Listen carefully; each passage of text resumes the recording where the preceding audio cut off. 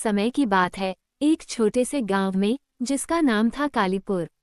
ये गांव घने जंगल के बीच में बसा हुआ था और रात होते ही यहाँ का माहौल बहुत डरावना हो जाता था। गांव के लोग कहते थे कि रात में जंगल में कुछ अजीबोगरीब आवाजें आती हैं, जैसे कोई फुसफुसा रहा हो या कोई अंधेरे में चल रहा हो।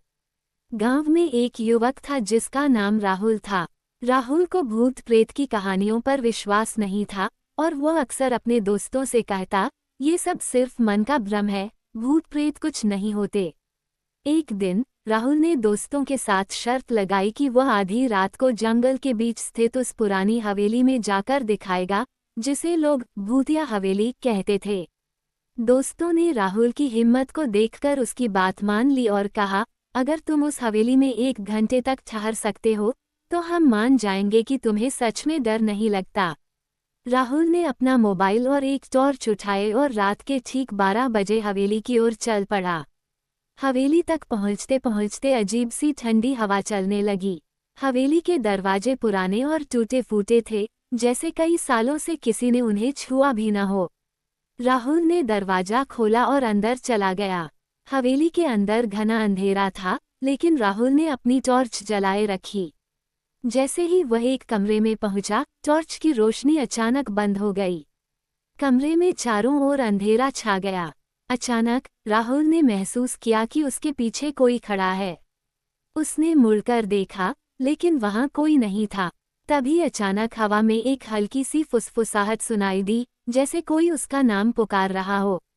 राहुल का दिल तेजी से धड़कने लगा, लेकिन उसने हिम्मत जुटाई और खुद को शांत रखा।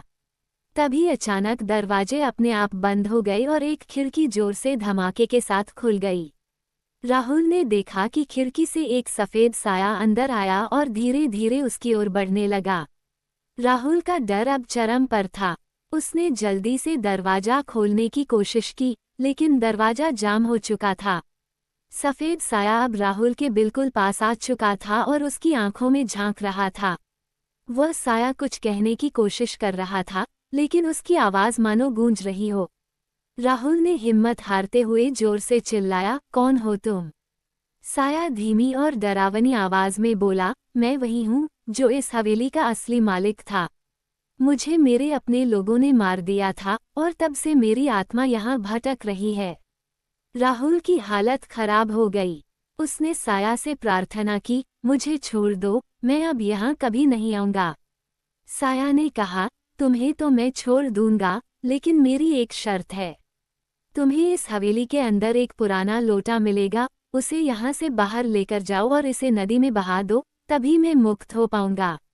राहुल ने किसी तरह हिम्मत जुटाई और हवेली के एक पुराने कमरे में लोटा ढूंढ निकाला। जैसे ही उसने लोटा उठाया, हवेली की दीवारें हिलने लगी और साया जोर जोर से हंसने लगा। राहुल ने लोटा उठाया और तेजी से हवेली से बाहर भागा। वह सीधे गांव की नदी पर पहुंचा और बिना सोचे समझे लोटा नदी में फेंक दिया। जैसे ही लोटा नदी में गिरा, हवेली की सभी डरावनी आवाजें अचानक से शांत हो गईं। राहुल ने राहत की सांस ली और वापस गांव की ओर दौड़ पड़ा। अगली सुबह गांव वालों ने राहुल को हवेली से लौटते देखा। राहुल ने सबको पूरी कहानी सुनाई और बताया कि अब हवेली से डरने की जरूरत नहीं है।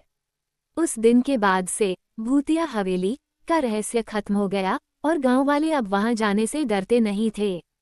लेकिन राहुल को हमेशा उस रात की डरावनी आवाजें और सफ़ेद साया याद आते रहे, जो उसकी हिम्मत और हठ को चुनौती देकर उसे एक नई सीख दे गया।